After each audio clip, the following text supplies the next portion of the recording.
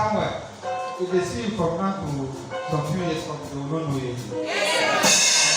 Your family altar will be able to hold you. You hear me, sir? I hear you. That's the prophecy. Praise God. Don't be so. Yes, sir. You hear me, sir? I hear you. Yes, sir. Your life has changed. Amen. Please let me give you your own. God is taking you. Amen.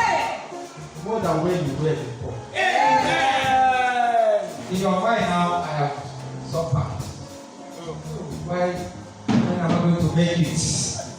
When am I going to make it? Oh, my mates, I didn't know I don't answer this call. Since so, why do I blame myself?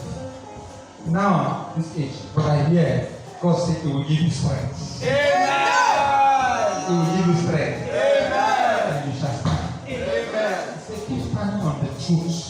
Keep standing on the fight. Keep standing on evangelism. Keep standing on prayer. And they say, He will take you. There is a place He prepared for you. A very big place I am seeing is with fire. Very big place. And you shall be one of them. In the name of Jesus. And I received the Spirit, I saw the Spirit that anywhere you want to start with, it will be as if maybe it's tough from the beginning. But this strength that you have that you don't give up, the next phase, don't give up.